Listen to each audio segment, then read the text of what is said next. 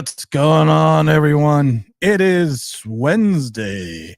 I thought we'd do a quick stream today because of the fact that next one probably won't be till Sunday. You know, we got the Knicks going on. We got a lot of stuff also going on. We got the draft getting ready to go on. Not a lot of not a lot of content to put forth. So I'm not just gonna put out garbage to put out garbage. But I always like to hear what everyone has to think about this draft coming up. I like to hear what everyone's thinking about what Joe Shane is potentially going to do. We see the 6 picks. If you looked at the thumbnail, you see the 6 picks that the Giants potentially have. I do use the word potential because there's always that chance for a trade. There's always that chance for that moment and that movement where Shane is going to maybe swing that deal for a quarterback hungry team. And I laugh because how many quarterback hungry teams are there? Quite a few. And there's one in New York that plays in MetLife that wears blue. I just think it's funny that people are like, well, we should make that trade because I love it. I love the new mentality now, though. We should make this trade out of 6 because we have so many other holes to fill. It doesn't matter if we have a quarterback. That is insanely weird to me. You're basically saying we don't have a quarterback, so we shouldn't draft one. I've already said this before. If you don't come away out of 6 with at least a quarterback, if you don't come out at least swinging and get, Williams, Daniels, Penix, May, hell, even McCarthy, you have 6 picks, you have 5. You could potentially have 3 quarterbacks gone in the first 5. And I know people will say, well, that means that a more talented player at another position is going to drive down to that 6th pick. Oh, I agree 100%. There was a draft not too many years ago where a linebacker out of Kentucky named Josh Allen, he kept falling. He kept serendipitously falling. And I thought it was interesting because the more and more that he fell, he's reaching down to the depths where you're like, oh my God, he could potentially fall to the Giants. And then for some unknown, ungodly reason, the Giants didn't go best player available. They, in some regards, potentially reached for a quarterback. I'm doing good today, Frank. I'm making sure I get to everyone in the chat today. They reached for a quarterback. I think that was in 2019. I'm not 100% sure. So now you have a quarterback 5 years later that you're going into year 6 that you should have zero confidence in. So you should turn around and potentially look at it from this direction that you should do something at 6 that was going to help this team not only in 2024, but in the next 3 seasons. So to sit there and philosophize the fact that, we have so many other issues on this team that you don't need to get a quarterback. Well, isn't the quarterback the most important role in the team? Isn't that the case? Isn't that the idea? You can grab Penix at 6. Like I said, I don't have a problem if you take Penix at 6 because I think Penix is probably outside of Caleb Williams. We've said it before, the most pro ready. I think he's the guy that's going to have. Josh Allen was the pick to make that year. Josh Allen was the pick to make that year. I have a Giants Josh Allen jersey. That's how sad that is. That I have the number 41 sitting upstairs. Not Brian Piccolo. I got number 41. Josh Allen Giants jersey upstairs, and I have 2 Josh Allen Jacksonville Jaguar jerseys. So you reach this point where you kind of figure, you got to start at the top. And I know you have to worry about starting the quarterback clock because you have that 5-year window. But if you never open the window, how are you ever going to succeed? And I think that's the best way to look at it. Oh, let's go to the chat real quick. So let's see. Zach Attack says everyone that wants to draft a wide receiver everyone that wants to draft a wide receiver would want to throw the ball to him and Jones or Locke or Casper the Friendly Ghost. That's the other question. At this point in time, you go out and get a Neighbors, and I have no problem with Neighbors, even though some people think Neighbors bash Jones a little bit. I have no problem with grabbing Neighbors. I have no problem grabbing a wide receiver at 6. But to your point, and to Zach's point, we always talked about the offensive line being the hindrance to the quarterback play. So wouldn't the wide receiver and running back play be hindered by the quarterback? Drew Lock, same draft as the mistake. No longer calling him Daniel Jones. He's just going to be referred to as the mistake. And then you're going to sit there and hope Tommy DeVito does something. Craziness and looniness sometimes go hands in hand. James Williams, make sure you hit the like button. Zach says, have you watched any UFL games, James? I have not actually watched any UFL. I always wanted to call it the USFL because I like that better. Oh, GR just agrees. What's up, my brother? How you doing today? Frank says, hey, Tim, how are you today? I'm good. Got a little bit of the allergies. But beyond that, I'm good. You got pollen all over the place. Go outside, we got a white and a black car. It's funny because they both look green. Hey, well, Chris says, hey, Tim, what's up? Pretty sure Shane will screw the pooch draft night. I hope not. Gonna be sitting there draft night. Gonna be sitting there with Big L. And we got 2 other tickets I think we're gonna give away. And I hope he doesn't. I hope he doesn't move out of 6. And I hope if he does move out of 6, he's gonna move upward. Sally Fo onward and upward. Go grab New England's 3rd pick. Go ahead. Because then at least you're going to have a shot between potentially May, Daniels, and Penix. I can't take McCarthy this high. I still think that there's rumors and speculations that that Minnesota's in love with him, but I think they can get McCarthy at 11. And I think Penix isn't getting past 13 with the Raiders. And you still have all these rumblings that Bo Nix is going to go to the Broncos. Please do not take Bo Nix. I do not need a one-read quarterback. We have one. One on our roster is quite enough. Thank you very much. May I have another? One on our roster is quite enough. We don't need a second one. Lex Luthor is here, says the Zach Attack. Zach Attack says, James says, haven't watched any games yet, but definitely will watch clips. Mr. Oliver says, some Giant fans on Twitter say they don't want to risk a pick on any other quarterback and are fine Locke and Jones. Then fans wonder why the people say the Giant fans are the dumbest. I mean, I don't get that either. I mean, you're in a division that is potentially that will have Drake May. No, I should rephrase that. You're in a division which has Jalen Hurts, Dak Prescott, and potentially either Jaden Daniels and Drake May. Your revolver, the 2 bullets in your revolver, are Drew Lock and Daniel Jones. And neither one of them has fired on all cylinders just yet. Awan says Josh Allen was the pick to make that year. It was the pick. It wasn't even the safe pick. It was one of those picks that you watched Josh Allen serendipitously fall. And I remember watching that draft going, he's going to fall to the Giants. And then I heard Skip Bayless in the back of my mind. There's a surprise team in the top 10 who is falling in love with Daniel Jones, and we'll talk about that after these messages. And then, like you said, we've told the story before. I just sat there. Don't be Daniel Jones. Don't be the Giants. Don't be the Giants. Don't be the Giants. And that was the Giants. Lex Luthor is a Swiftie with a kryptonite gold chain. Ohio. What's up, Ohio? What's up, Tim? I agree. We got to get a quarterback. You have to get a quarterback. Josh Allen got extended by the Jags. I did not know that. I know they picked up the franchise tag on him. Josh Allen Jags. How much money did he get? $9 billion? Because if that's how much we gave, 105 years, $150 million, $88 million of that is guaranteed. You got to love that. $88 million of that is guaranteed. Guy that came off 17.5 sacks, 66 tackles, got 45 sacks over the last 5 years. I mean, 4 years. The guy's a beast. He had some issues going into, it was 5 years. He had some issues. I don't want to say he had issues. He had a rookie season where he had 10.5 sacks, but then he got hurt in 2020. Came back, was 2 7-sack seasons, and then had his big season with 17.5, which just happens to be that draft year. But he gets his extension. He gets his money. He gets paid, and he gets paid like a baller. I mean, 5 years, $150 million, and he's worth it. He's worth it to that organization. He's worth it to that team because he got 17.5 sacks, and you hope the ceiling is going to go up. And like I said, we just got the news from James Williams. You know, I laugh because James, that picture looks very familiar. I don't know where I've seen that picture before, James. Just throwing it out there. Josh Allen was the pick for the to the point where commentary asked, why did they draft Jones instead of Allen? I told you, I swear to God, Tom Coughlin ran when the Jones pick was announced.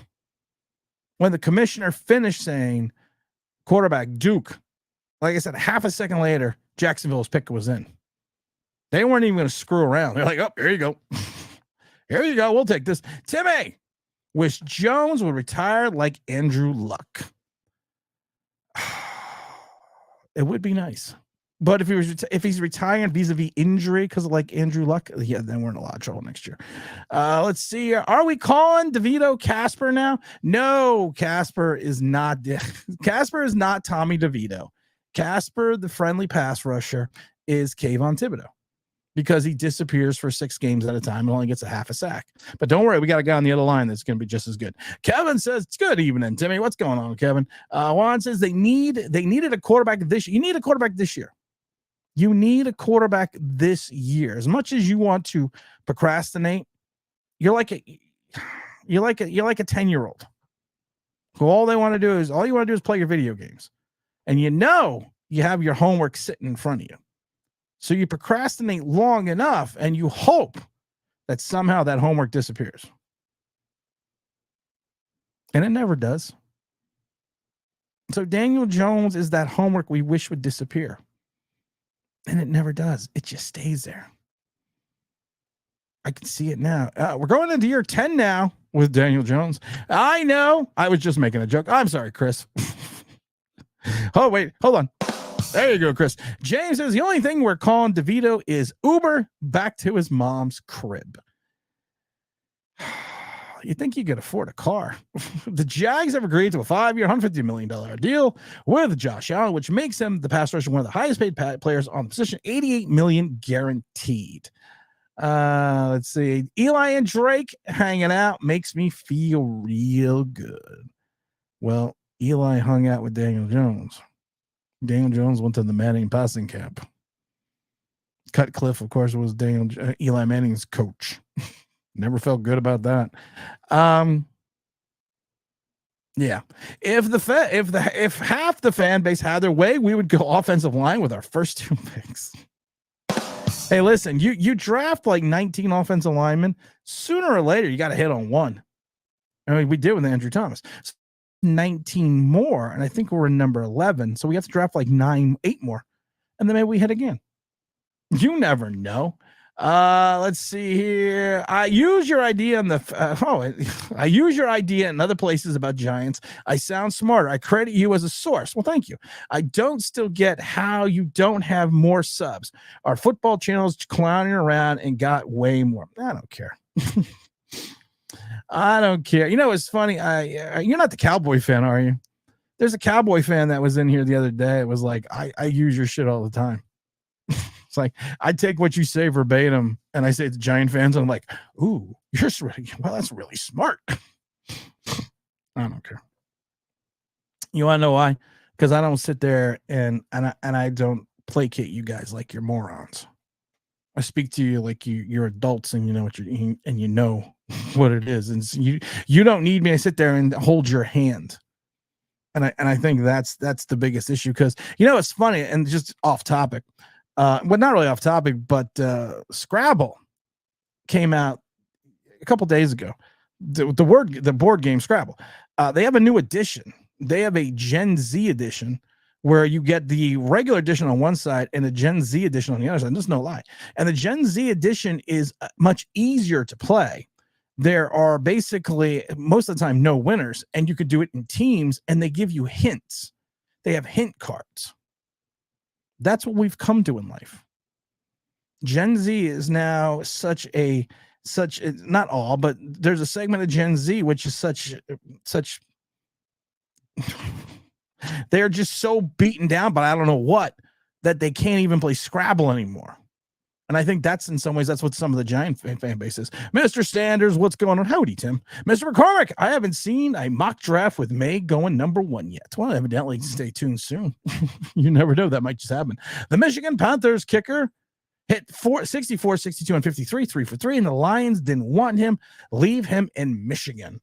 Christy says, the media are Eagles fans, and they say we're the dumbest fans. Makes sense.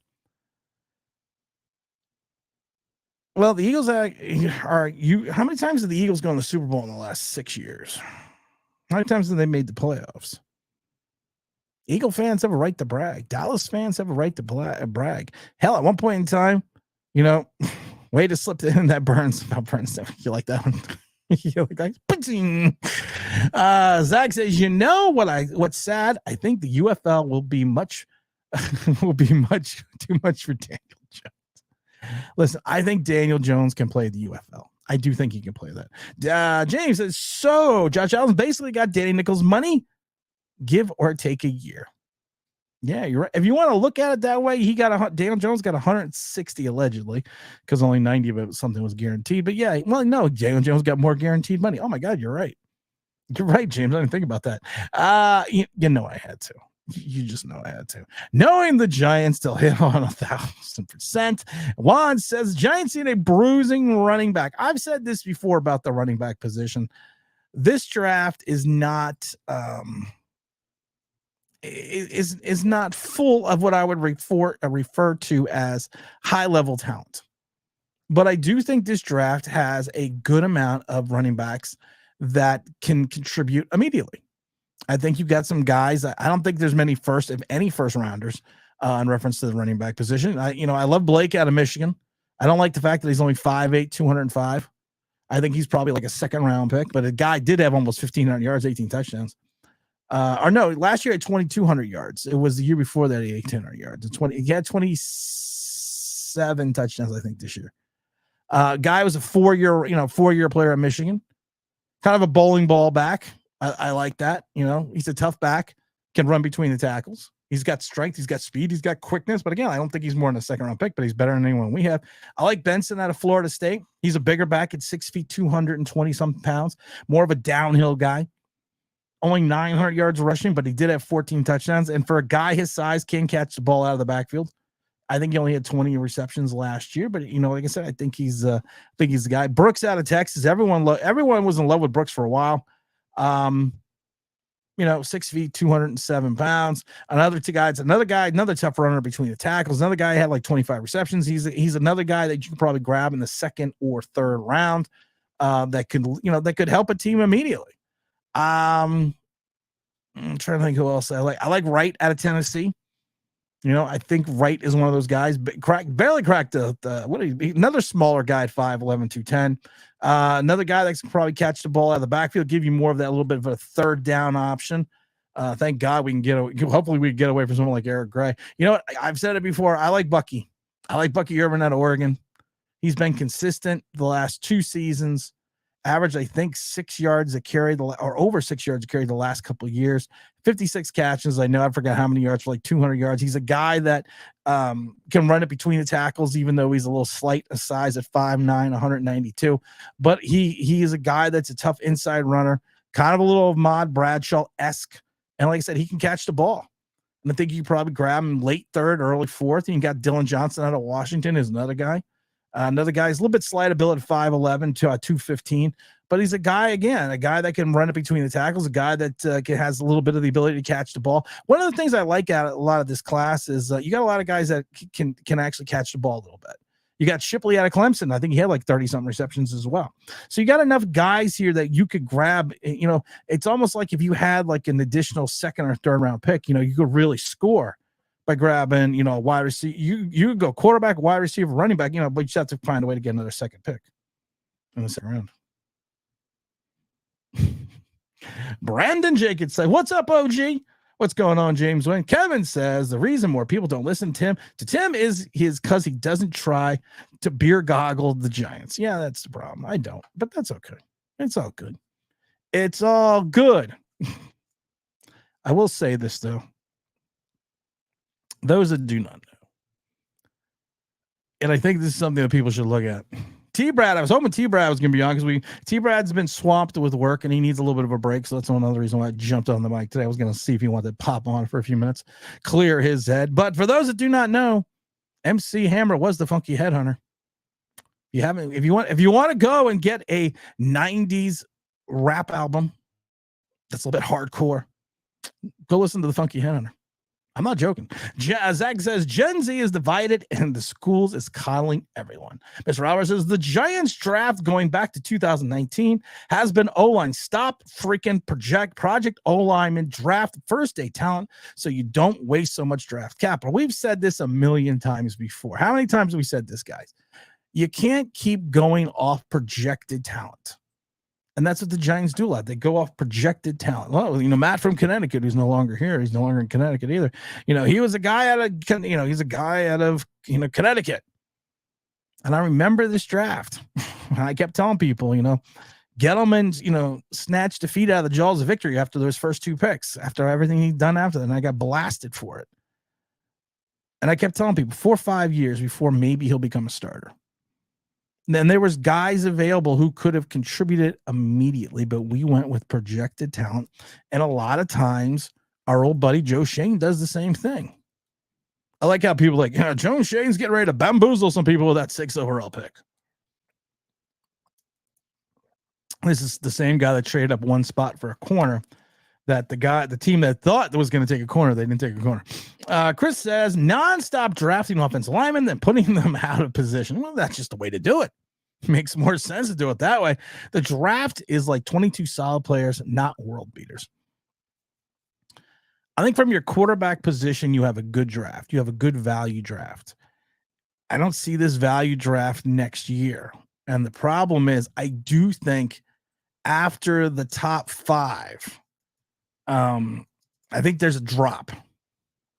I really do. I think there's a pretty big drop after your top 5 guys. And I'm not even thinking that some of these guys, I mean, you figure after Caleb Williams, who I think is number 1, I got Jaden at 2. Then I would probably put I'd probably put Penix at 3, May at 4th. And then I put probably JJ McCarthy at 5. And then after that, you're going to have the likes of Bo Nix. We know Bo. You got Spencer Rattler.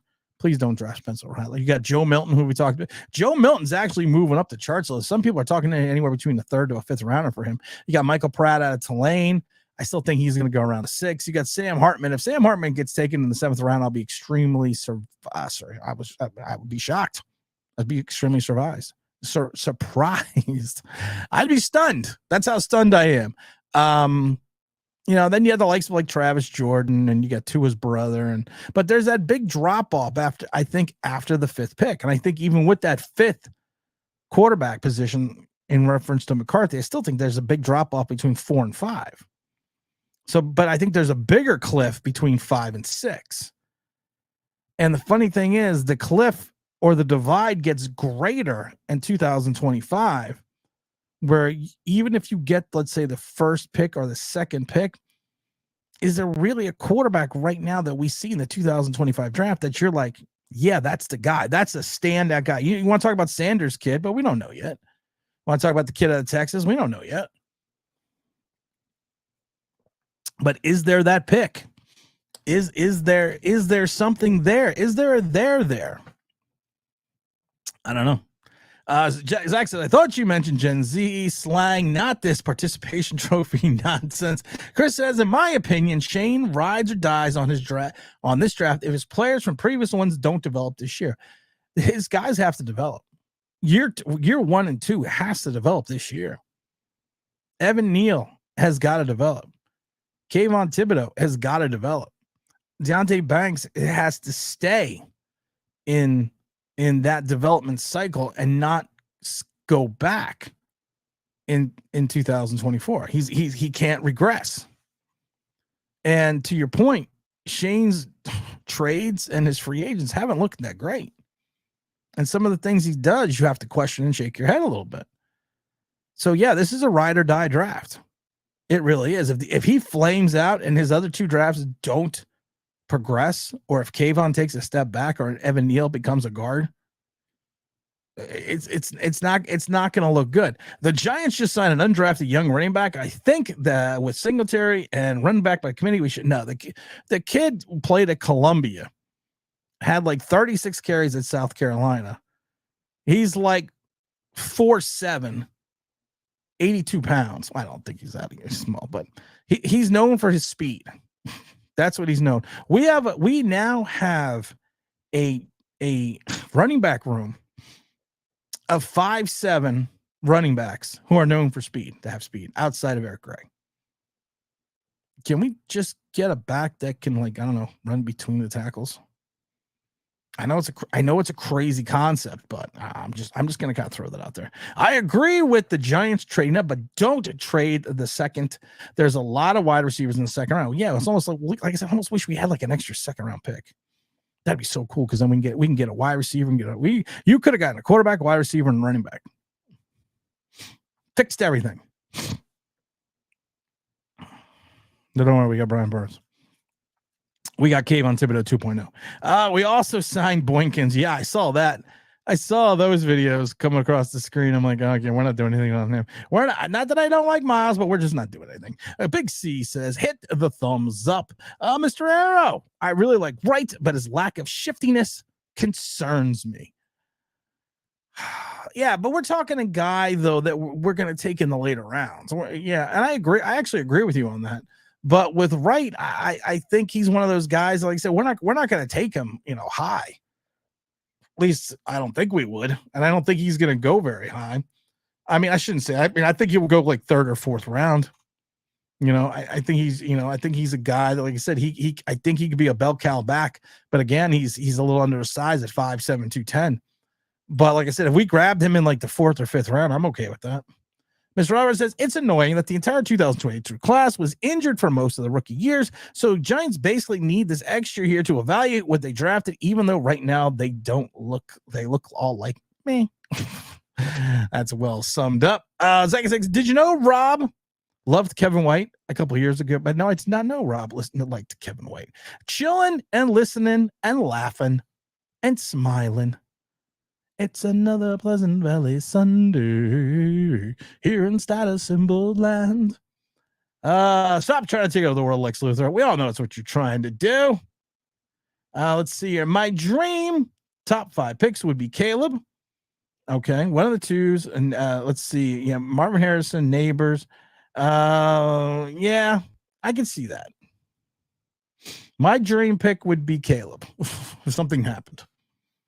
Maybe he'll smoke some dope or something and be caught on camera doing it. And he drops all the way down. I'm okay with that. Mr. Baker, born September 27th, is he's an American football cornerback for the DC Defenders. I didn't know DeAndre Baker was playing in the USFL. Interesting. Quarterbacks from Duke and running back from Columbia. What about a linebacker next from Princeton? The last Princeton player I can remember is Keith Elias.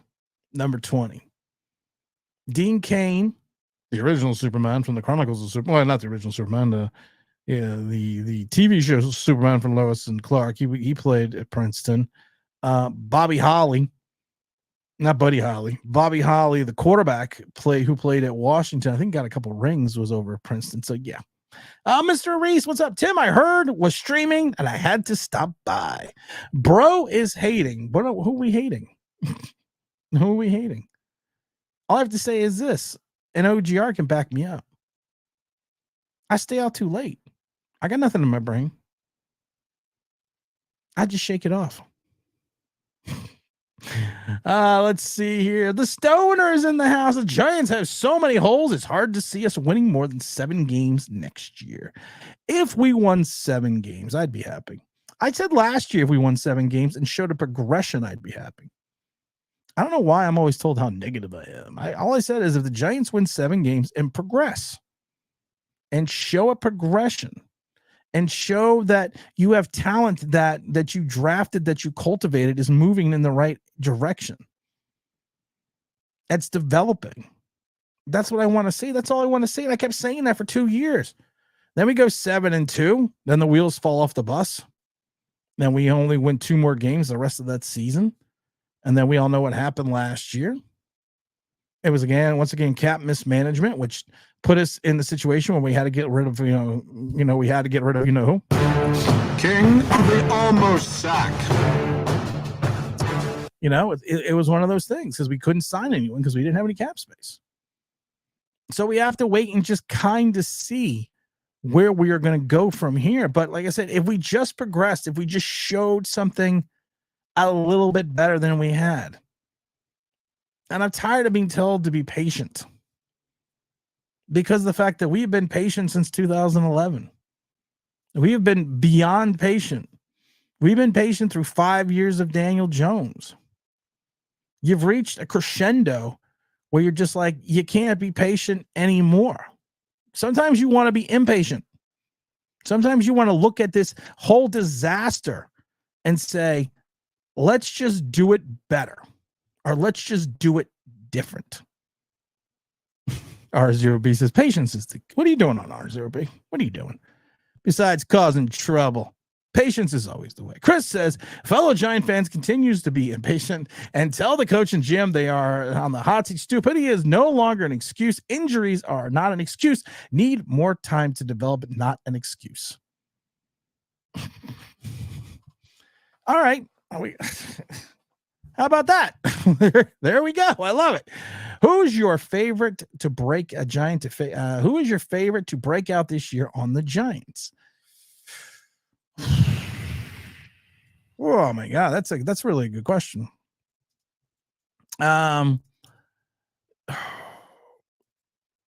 was my favorite to break out? You know, okay. There's twofold to this question. I think the player that I want to see break out, I think there's a little bit different there. I think this player that I want to see break out is going to be Evan Neal because of the fact that we need him. We need him. We need him immediately. We need him to do something. Do I think he is going to be that breakout guy? Probably not. But if you want a player that you really want to have break out, I would think you would want it to be Evan Neal. I would like to see Jason Pinnock continue to progress because he's going to be called upon much more in reference to handling more of the responsibilities that Xavier McKinney handled. So I'd like to see him break out a little bit. If I got to go one offensive player, I'm going to have to say Jalen Hyatt. Jalen Hyatt's going to have to figure out the Devontae Smith mode, understand how to get off the line, not to get knocked off his routes, use his speed and his quickness to get around the corner and get into the secondary more consistently. And he's got to learn to catch the ball. He only had like a 56% catch ratio. So I think those would be my guys that if I had to pick, I think those would be the ones I would think about. The best known Harvard player is Fitzmagic. I didn't know that. Hoping Caleb gets caught up in the Diddy scandal. So he drops this. If he gets caught up in the Diddy scandal, he might drop to 247. So let him go to a state where marijuana is legal. Let him smoke a little, get caught on film doing it, and that should drop him down to 6. Nothing bad. I do like that kid, Allen. Yeah.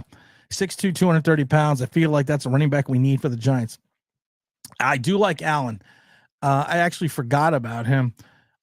He is another guy out of Wisconsin. You always cringe when you hear a Wisconsin running back because you automatically think of Ron Dane. 5.4 yards carry, 980 yards plus 12 touchdowns. He showed he showed that he could catch the ball. He almost had 30 receptions, I believe, as well. Good downhill runner, good in between the tackle runner. If you want to look for that ebony and ivory, between what we have now and what he could be, that's a guy to look at. That's a guy to look at. Are you okay with a winning season without the playoffs, like 9-8? What's your minimum standards you want? My minimum standards are low. They're very low for the G-men. I would take 6 wins. If you get yourself a rookie quarterback, you draft well, you try to progress some of your players, you try to build on the previous 2 drafts, and you win 6 games, but you show competitiveness and toughness and the ability to actually cultivate talent, I'm happy with 6 wins. I'd be happy with 9-8 and not making the playoffs. I wouldn't be happy with not making the playoffs at 9-8, but I'd be happy with 9-8. You know what's funny? In this division right now, if Washington gets their quarterback and all the talent they brought in gels, we're 4th in this division. And I think it was Zach I was talking to not that long ago. And he was pointing out that the Giants could potentially go 0-6 in the division.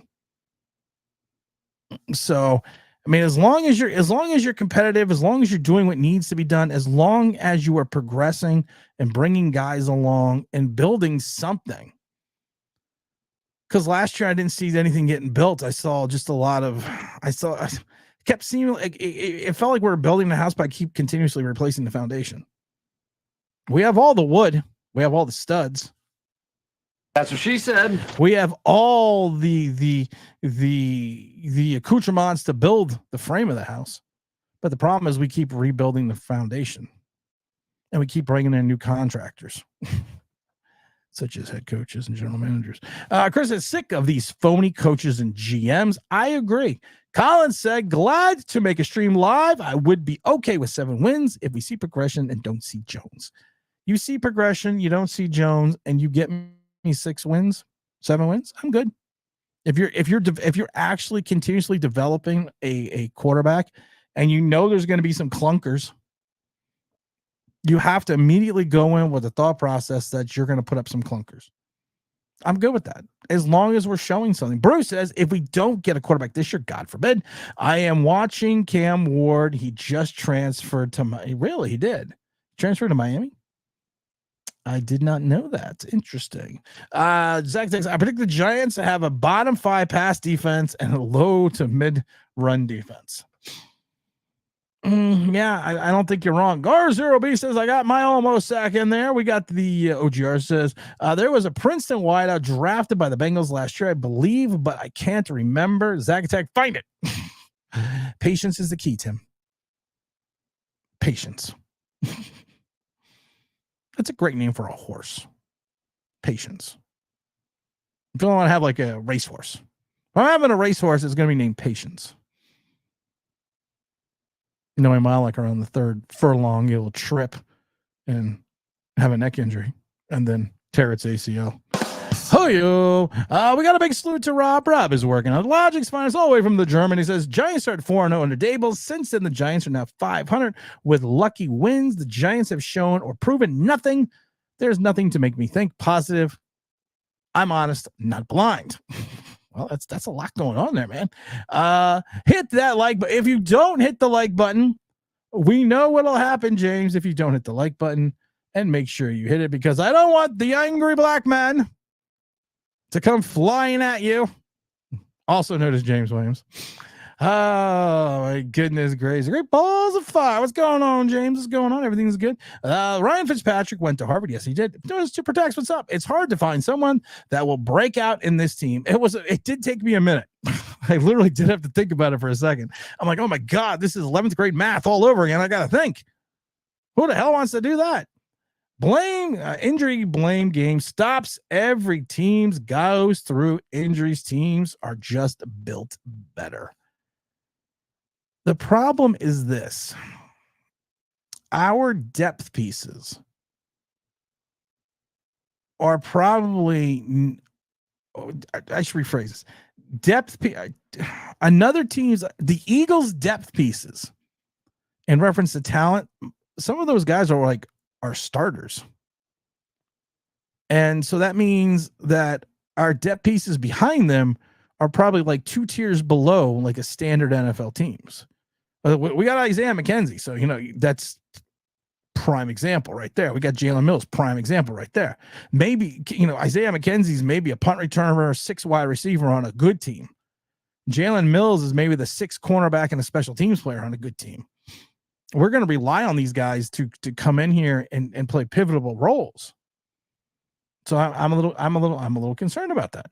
Let's see here. I don't know. I'm not a big fan of him. There's too much shit that came out of Vegas after he left.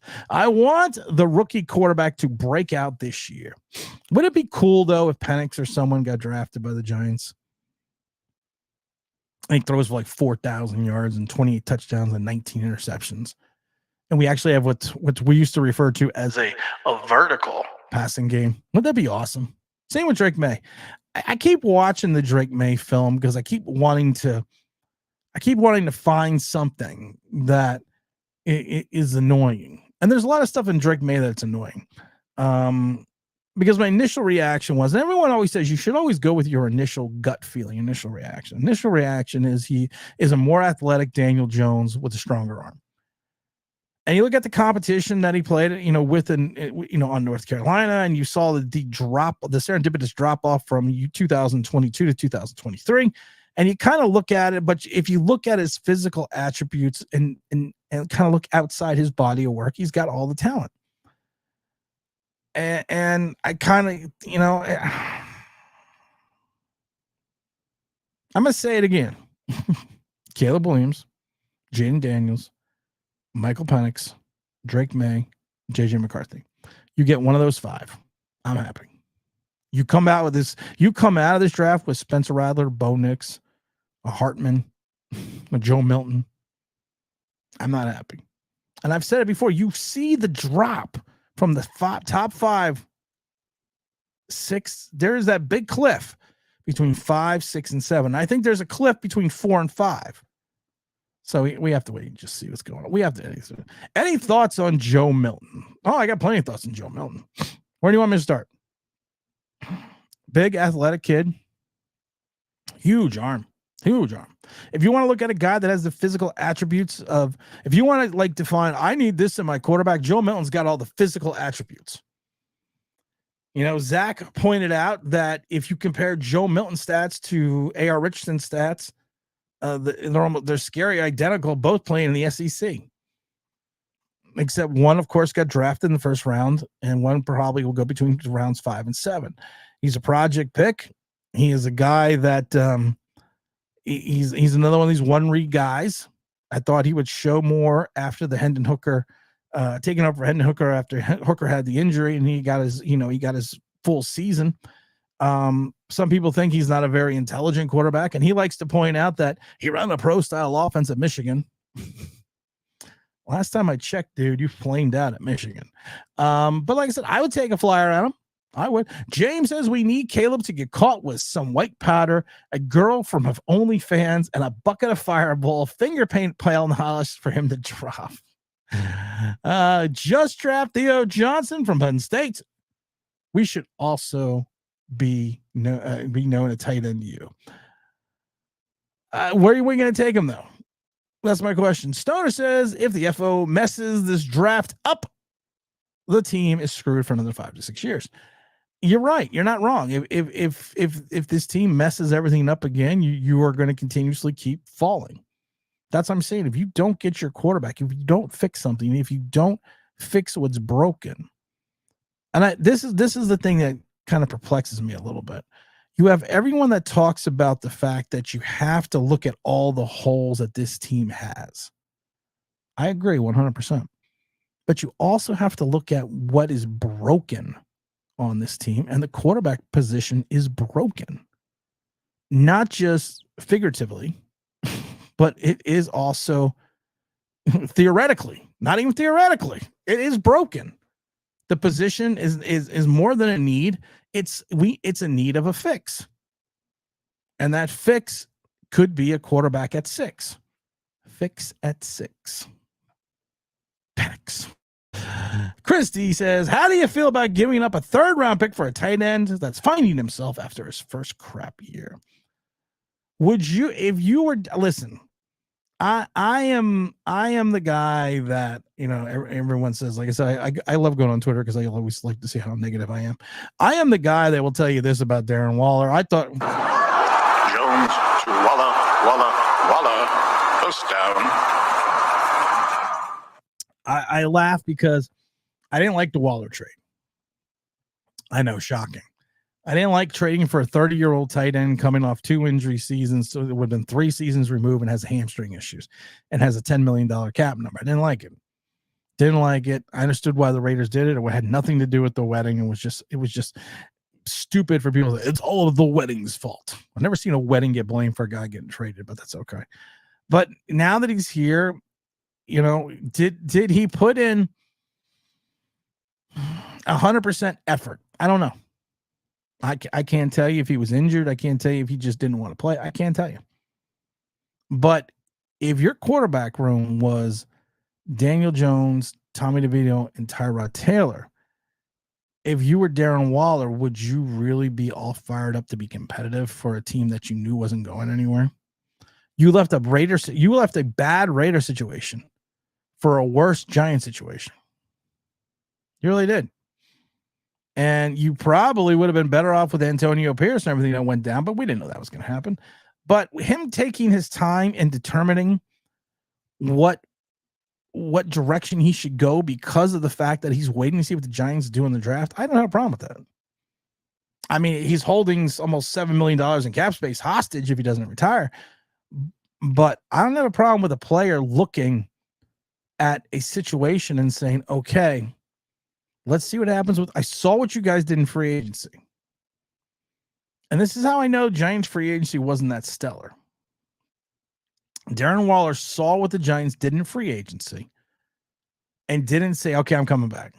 He said, I'm going to wait for the draft now. So which tells me he wasn't overly enthused about what they did in free agency. So now he's going to have to wait and see exactly where we're going to go with the draft before he makes that decision. OGR Sports, that hasn't been watched a whole lot of Penn State this year, but Allen, he killed my Mountaineers. Oh, geez, what are you talking about Mountaineers for? I want Penix at 6 if none of the top 3 quarterbacks are available. I keep thinking about Penix at 6. I truly keep thinking about this. Why would it matter if you took Penix at? Why would it matter if you took Penix at 11 instead of 6? Why would that matter? What is the difference between 5 positions? If you're the Giants and you're fired up to get Penix, why not just take the guy? Why have that risk to wait to see where he goes, if he goes anywhere, or there's someone trades up? Why not just make the move? I like the way you move. Why not just make the move? We're getting Bo Nix. We are not getting Bo Nix. I don't want Bo Nix. J.J. McCarthy is a system quarterback, would never develop or produce under Brian Daboll. I'm not surprised. I think you're right. Let's see here. Zach is right. Good evening, Matthew. Good evening, Tim and OBB family. Getting ready for some night work.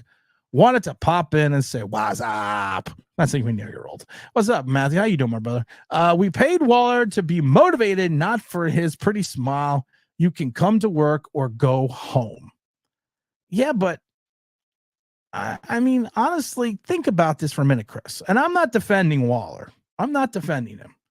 But think about this. If you were at your job and you know that the top position of your job, we'll call him the quarterback of your company, is his work ethic and his ability will directly affect you and put you in a situation where you're either going to be in danger of losing your job or just in danger in general, wouldn't you want to sit there and take a look at and see what that position was going to be?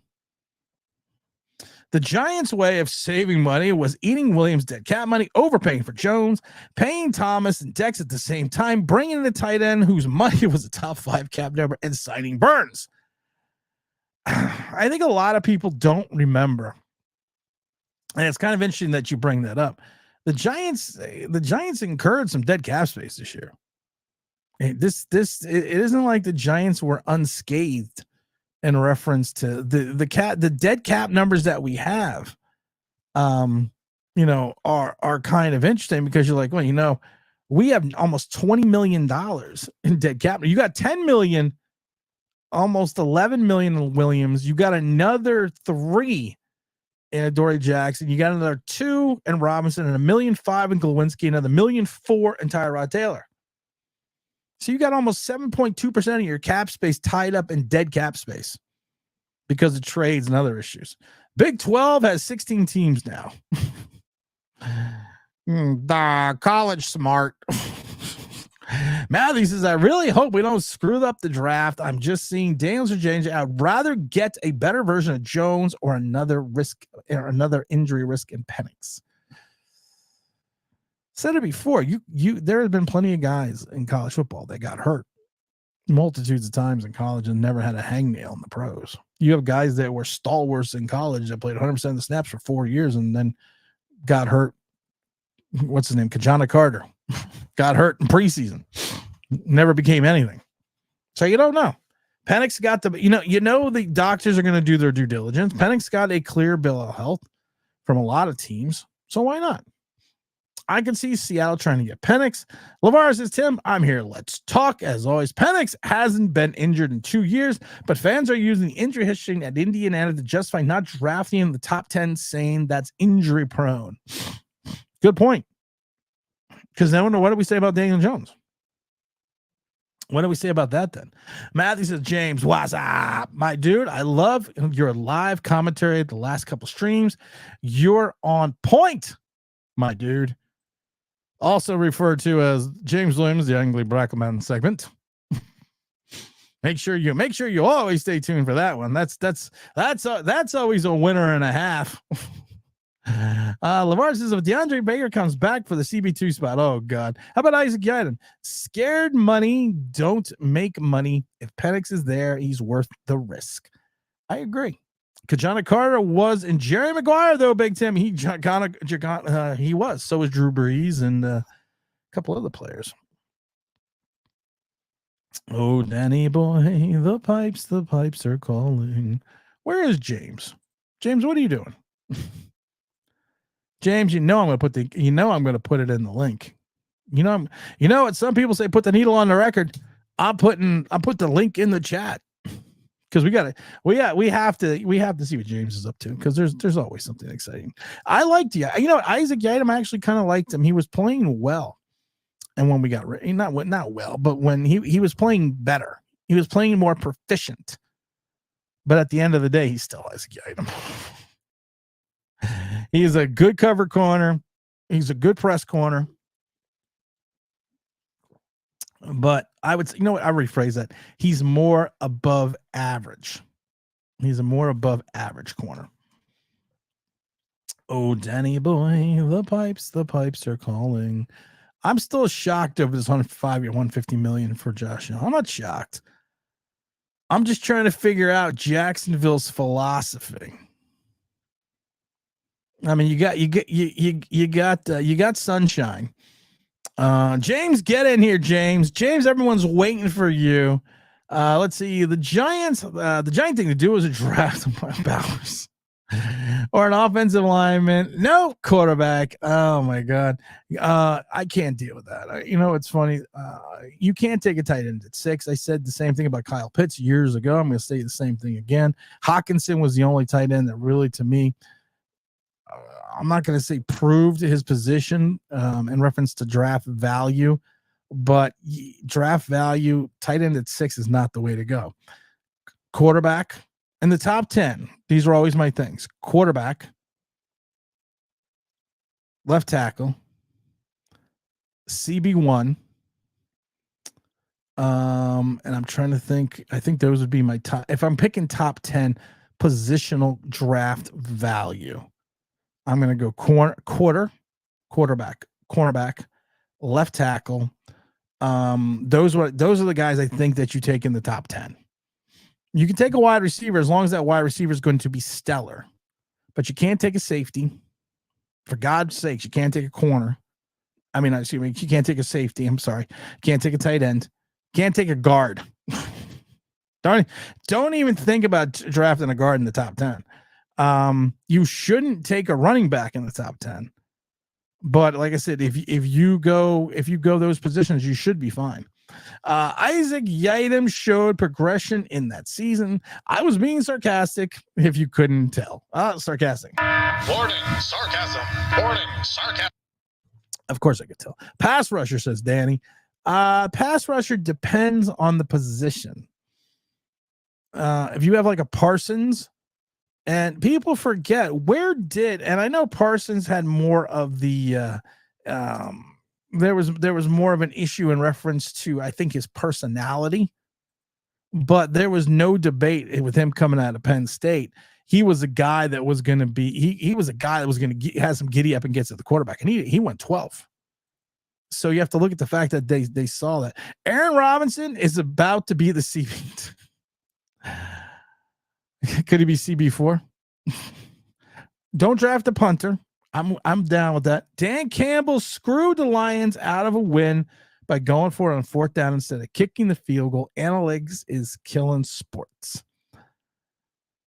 Yeah, it really is. You know, sometimes you just have to go with your gut.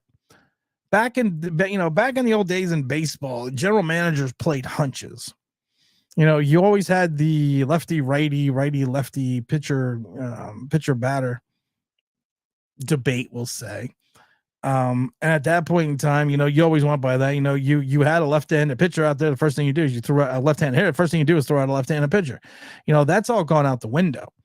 You know, now you're right. You take a look at the analytics, you take a look at all the situations, and you take a look at everything that is going on, and you kind of just see where it's at. You know, but you have to just have to just go from there. I'm just waiting. I'm just waiting. I'm just waiting, James. You can say anything you want now. I'll just leave this up the entire stream.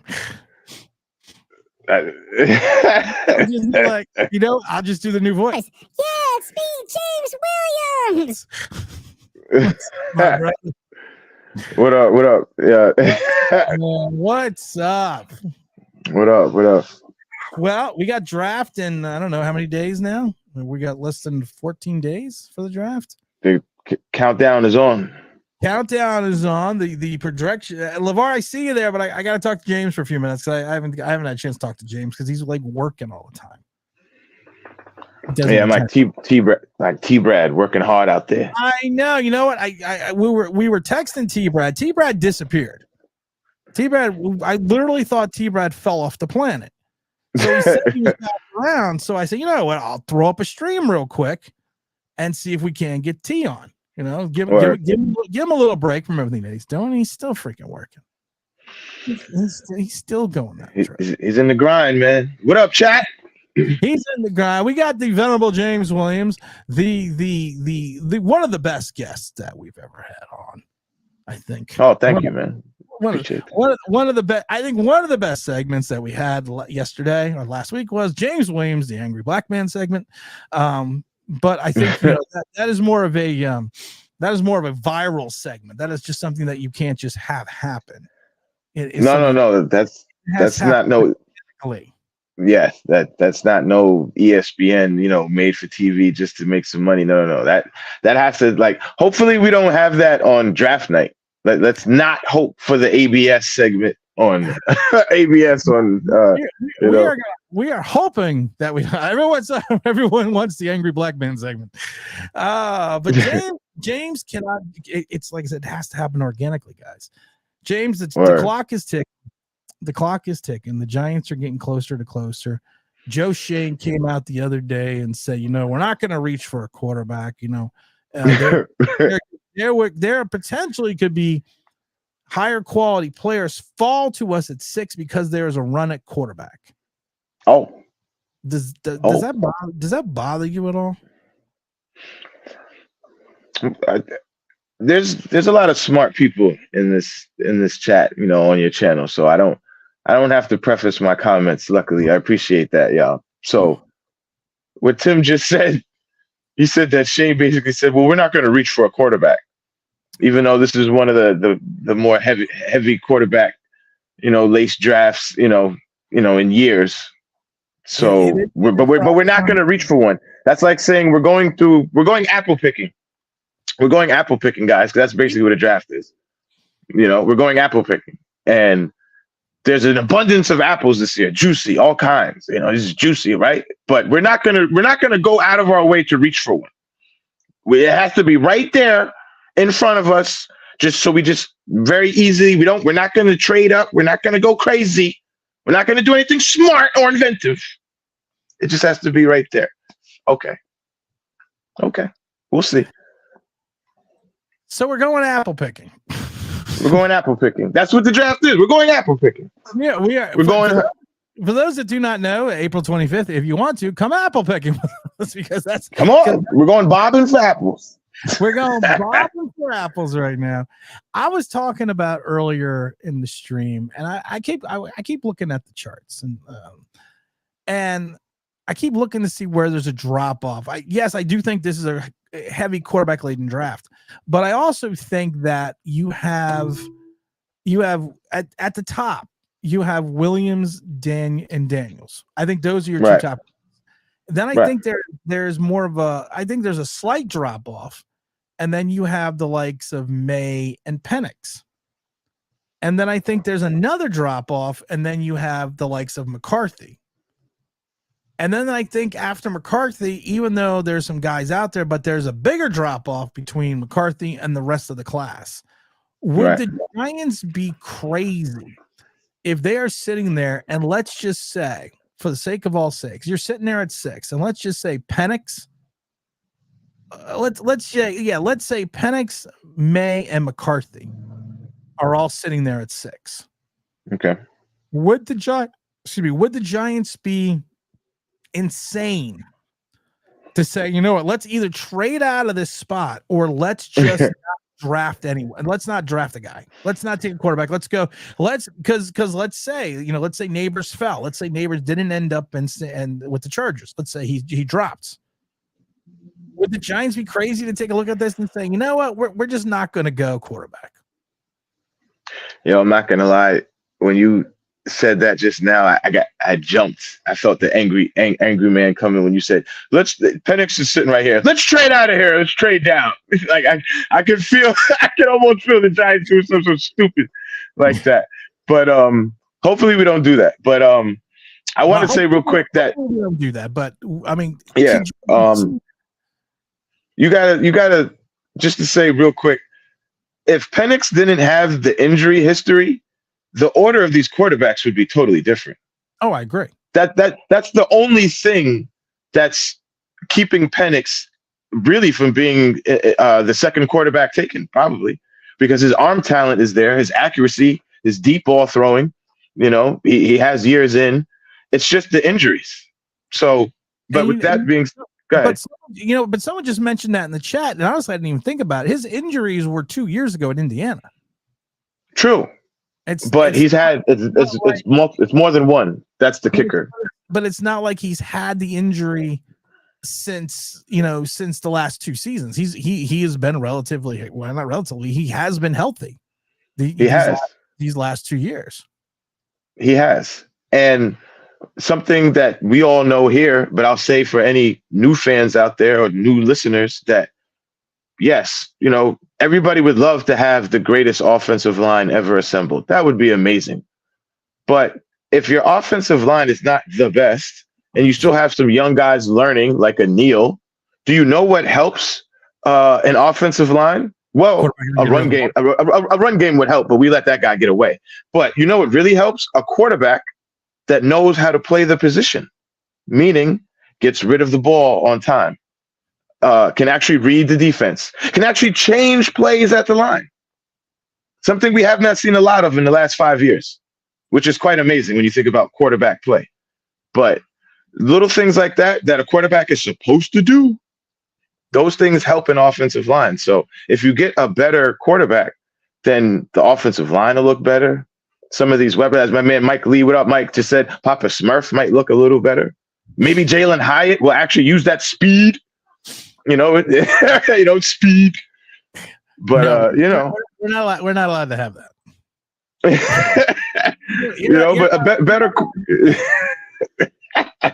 Better quarterback play helps everything on the team. It helps the defense. Helps the defense is not carrying the team like the defense has kind of carried us last couple of years with the run game, but it helps everything. So I hope we don't. Like you said, there's tiers to the quarterbacks. I think you laid that out pretty good. I got to say something else, too. I don't know what's going on with McCarthy. 1 minute, he's a prospect. Then all of a sudden, he's the second quarterback, even above Drake May. Now he's dropping again. I like that's the next few weeks, you're going to hear all kind of crazy stuff.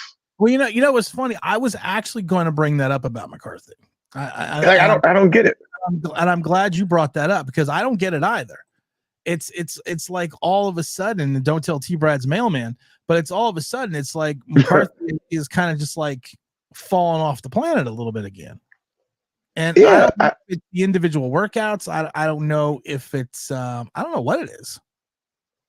That's why, and I'm actually going to ask you about that. Why do you think, or what do you think that could be leading? Because you had at one point in time where you had someone like Minnesota was going to be high on McCarthy, but then you hear that Minnesota may want Penix. And it's the same thing that Denver has never really been mentioned in the McCarthy scenario. All you've ever heard about them is talking about Bo Nix. So what do you think is leading this this all of a sudden? I don't want to say McCarthy bashing because I don't think that's the case. No, roller coaster. The roller coaster. I'll be honest, man, and I know we like to. I have no idea. I really don't. I know, like you just said, 1 minute he was when it first, when we first were talking about quarterbacks, like even maybe a month ago before. McCarthy, or a little right after the championship game. Right. It was okay. McCarthy, he's a young kid prospect, looks like he has some talent, but the talk was he was on a really good team with a really good coach and he wasn't asked to do a lot. Now, what he was asked to do, he did. Right. But then a little while after that, all of a sudden it was like, ooh, JJ, he may be the steal of the draft. And he could be the second quarterback taken after Caleb. He's even better than the Drake, and I'm like, better than the Drake, And then now, in the last few days, McCarthy's stock is dropping, and did he not pay the NFL agents? Or did he not pay? I don't know. Do you pay him? I don't know what's going on. It's his. I think coming, in the next couple of weeks, we're going to see all kind of stuff. But what happens with him is going to be so interesting to me. It really is. I agree. We have another guest who wants to drop in real quick. Yeah, everybody. Yo. That is not how I sound. That's Carl. Don't do that to me. Brother man. Oh my God. Lucifer? Satan? Get out of midlife. I was gonna say. I like my new voice. Yo, oh my God. You look at oh my God. I don't even want to say it. I don't want to get you banned from YouTube. You don't want to get banned from YouTube just yet. Charlie says peanut butter jelly time. Is Rattler better than Jones? Is Spencer Rattler better? Do you think Spencer Rattler, for all the issues that he had in Oklahoma, for the issues he had being a knucklehead on that Netflix series, to what he's done at South Carolina, do you think him coming out? Let's say the Giants grab him in the 6th round, Spencer Rattler. Okay. Is he better than? Is he better than Daniel Jones? That's a good question. Charlie's got a really good question there. You know what? I don't know if he's better, but he's damn sure should be more motivated. I know that much. Here's the thing I wanted to bring up. This is kind of why you actually went right to where I was going to go. Will he really be motivated? He didn't. He was a Heisman hopeful. Wasn't that motivated? That's the key. He looked like a knucklehead in that Netflix series. Wasn't that motivated? Went to South Carolina. Did not put up, and what I would think would be a lesser division. Didn't put up numbers. So would he really be motivated to sit behind Daniel Jones? Well, this is the key where your scouts and the people you send out into the field, when they go talk to these guys and watch them and sit down with them, this is where their work and their results really come into play. Because they're supposed to give you feedback on, hey, yeah, I spent like 4 or 5 days around this guy, or even like off and on going back and just. You're supposed to get a feel for people, that like not just their skill, but like who they are as a person. And I know, all the time, like it doesn't always equate to skills on the field, but sometimes it matters. It does. So if your scouts and your and your team is actually your executives, Shane, people under him are actually doing their job, then they should be able to get some kind of idea of, is this guy going to come in here and really take this opportunity to heart? or is he just another guy, another Johnny Manziel type, where he's just gonna I'm just gonna come in here and wing it, Charlie. That is a great comparison. And Jay, you're right. We didn't sign him to a 10-year, 150 million, 1.5. Oh my God, look at that. That is, oh my Lord have mercy. We didn't do it just for Jay. But that's my thing. That's the thing I worry about. Is he a Johnny Manziel? Is he a Todd Marinovich? Is he one of these guys that has all the talent, allegedly has all the talent in the world? But he had issues showcasing it in college, and you have so many Giant fans, and I've seen it before on Twitter. They're like, "Oh, we got to go get Spencer Rattler," and I'm like, "Why?" I'd rather have Joe Milton. So would I. Well, if we're gonna go, as far as like into that far down on the tiers, then I'd rather take Big Joe. What if you could have the kid? What's his name? Pratt from Tulane. I'm going to give you 4 names. You can pick one. Okay. You got Pratt from Tulane. You got Milton, of course, from Tennessee. You have Hartman from Notre Dame. Boy. What's his name? Then you got Leary, and I can't remember where Leary from. Was Leary in Kentucky? I think so, but I'm not even thinking about him, to be honest. But you could grab one of those 4. Other than Milton, I'll say that the kid from Tulane kind of interests me. Right. Kind of. What about the kid from Florida, Travis? What about him? Even with the bum knee. Well, that's that again. If he didn't have the injury, he would definitely be. Where do you think? Maybe in the Bo Nix tier, a little higher. Somewhere maybe being talked about. What do you think? Even without the injury, I'd still say he was going to be a second, third round pick. Okay, but second, third round, but not pushed back to the abyss of the draft, of course. Okay, so I would say like 36 to 45. I would say like 36 to 55. Okay, so that seems like yeah. All right, so I would be. I mean, it's funny because I trust Penix for some reason. Watching him play, and I know the kid. He's his injury came at a later date. It's unfair, but I don't know. I'd rather go with the guy that I've seen play. Like you said, Penix has been relatively healthy the last couple of years. We've seen that in big games and moments, seen him take some hits. So I'd rather go with the guy that, he was injured, but I've seen him play, right, consistently for a while in the field. If I'm going to take a guy coming with injury history. Right. I don't know what's going on with Jason. I don't have time to read the comments. Get nothing. You lose. Oh, Day, sir. What happened? You had a hater. What happened? I can't see it. Damian was saying you trolling, so I just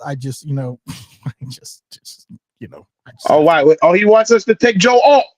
He wants us to take Joe Alt. But I love it when people get wonka because they're like, "Oh no, my God, you're such an asshole. You banned me." No, you've been put in timeout for 5 minutes. It's like I took the chair in the corner, I faced it in the corner, and I put you in the chair and said you sit there for 5 minutes. So well, you know what? Oh wait, shit. I left my son in the corner for the last 11 years. It's really crazy. Like in this era we're living in, that people are so obsessed with the phone and just people on YouTube and stuff that what you do and you walk at somebody. I could see somebody sitting somewhere holding their phone going, well, God damn it. He put me in timeout. Well, now what am I going to do? I can't do, I got to sit here. Mr. Jackson, yes, it was all your fault. I don't even know what he did. I don't even know what he did. You know what? I like I said, I'm a parent. So sometimes you just have to go full justice. Doesn't matter what you did it. It doesn't matter. You're all at fault. So that's what sometimes that's what you have to do. Jay Sports Car says we need a pass rusher, rush the passes, stop the run. Gilman's voice. Well, we got two. I thought we got the ghost tag team. Warning, sarcasm. Warning. I think he's being a little sarcastic. But in all honesty, now, and if you think about it for a second, who is going to play linebacker outside of Bobby Carey? McFadden, people don't like to point out the fact that he got benched and he missed the most tackles at his position in the league. Yeah. And you're going to have two defensive ends whose strength is not playing the run. Not at all. And as we talk, we still need a starting safety. We still need a starting corner. We probably need a slot corner. We still need a running mate with Dexter Lawrence. Who's going to be our linebackers? Don't tell me Carter Coughlin. Well, not that I don't love. Don't tell me I don't. I mean, not that I don't love Carter Coughlin from 4 years ago for one game in Seattle, but you have guys that may have the propensity to over pursue and get pushed out of the play by the tackles. That's going to leave a lot of room open on the sides and in the middle.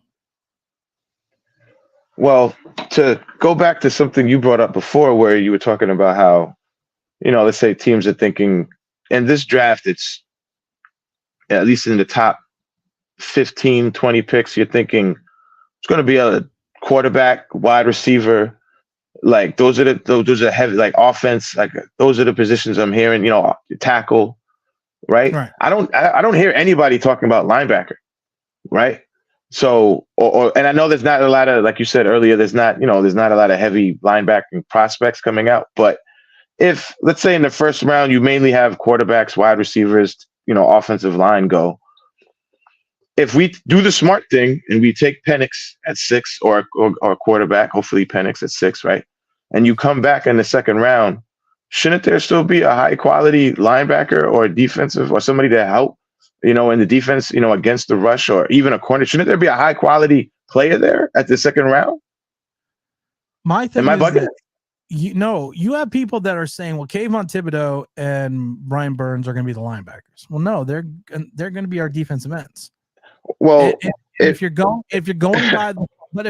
by the philosophy, James, that they are going to be the linebackers, here's my next question then. Who are your defensive ends? Yeah, exactly. And I don't think, if Tim put up the picture of Jalen Hurts basically giving him the stiff arm, I don't think you want that guy being your linebacker. He in open space. Yeah, exactly. In open space, no offense, he sucks. He does. He needs to be in open space, one-on-one, mano-a-mano, rubber meets the road. He's not really stood tall. He really hasn't. If you watch the games and watch him, I've made it a point. I know I get on him a little bit, but it's only because I've made it a point during the games to pre-snap, I find number 5. During the play, I watch number 5. After the play, I watch number 5. I watch all of that as much as I can because I don't have a supercomputer or whatever, but as much. And with these big screen TVs, I can see a lot. So can you guys at home. The guy in open, he would not be great at linebacker. And we've already had problems over the years doing what? Covering the tight end. You think Kayvon Casper is running out there covering the tight end? No, he's not. No, he is not. So, no, they're not going to play. Maybe, during the course of the game, will they play linebacker a couple of plays? Sure. But is that going to be their position? No. So let's just end that now. No. Well, I just keep thinking because you got Carter Coughlin, you got Darren Beavers on the roster, you got McFadden on the roster, you got Okereke on the roster. That's not intimidating anybody. Then you have Boogie Basham, who to me is still a defensive end and well. You have Burns, you have Fox, you have Martin, you have Azeez Ojulari, and you got Kayvon Thibodeau. But then you have no defensive ends listed at all on your current roster.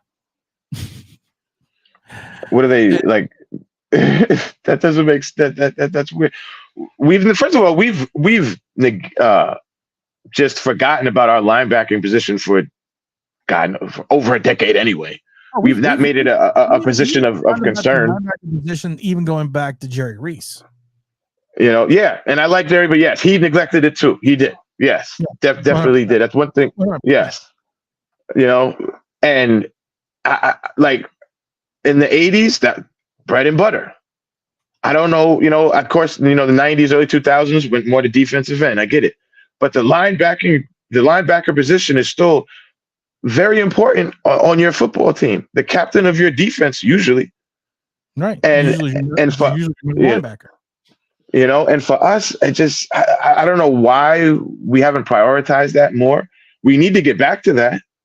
You know, and again, I don't know too much. I know you've talked about him, this guy from Tennessee, the defensive coordinator. Like, Shane Bowen. I'm gonna Shane Bone. You know, I'm gonna find out just like you guys. I'm gonna be watching mini camp and all this stuff, watching him see what kind of system and how he does it. But linebacker, I feel like that's definitely a position that I haven't heard anybody really talk about in this draft too much. I'm sure there's no Khalil Max out there. You know, I don't think.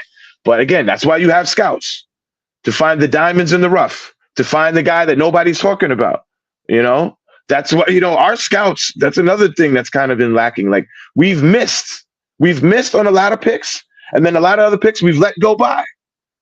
So this draft is big, not just for, you know, number 6, but for 2, 3, 4. 2, 3, and 4 are big. That's the meat of the sandwich. Well, if you look at this draft, I mean, you got what's the kid out of Alabama? Who, the backer? Yeah, the lineman, Dallas Turner. Okay. Yeah. Okay, to me, he's probably a top 20 guy. You know, then you got the kid out of Florida State. He's a 3-4 linebacker. But I think he's like a second. To me, he's probably like a second rounder. You got a lot of guys in this draft, especially with like 3-4 linebackers. You know, you got Chop. You know, I always forget about Chop Robinson. Okay, me too. Yeah, and because he had the leg issue, he got. Of course, you know, but that's what I'm saying. Some of these guys, you know, again, we're getting closer as we're edging up, you know, to this line. You should start hearing other names, other positions. Like, hey, you know, Giants are there. We have a lot of holes. As Brother Tim just pointed out, we got a lot of holes out there, you know? Well, so it's just confusing to me because we have a lot of holes that are perceived strengths. And then when I look at if you look at the totality of the units for linebackers and defensive ends, you're kind of like, you just got to think about it for a second. Like, well, I don't get it. You have carbon copy players in Burns and Thibodeau. Mm-hmm. You have a linebacker in McFadden that you hope can find his footing, but he also missed the most amount of tackles for a starter in his position and got benched. You have Bobby Okereke, who fits the Giant defense well, but then what else do you have? And there's that huge drop off because Shane Bowen likes to generate a rush going back to his years with Tennessee using 4 defensive linemen. And a lot of times he drops those guys back into coverage, his ends in the coverage. But like I say, but he could run a totally different philosophy, you know, coming here. We don't know. But if you take a look at the ancillary talent that we have, you have, and someone said it on the NFL Network, and I don't remember who it was. They basically said the Giants defense has names.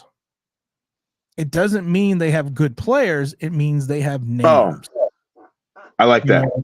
And the names are Thibodeau and Burns, and those are the names.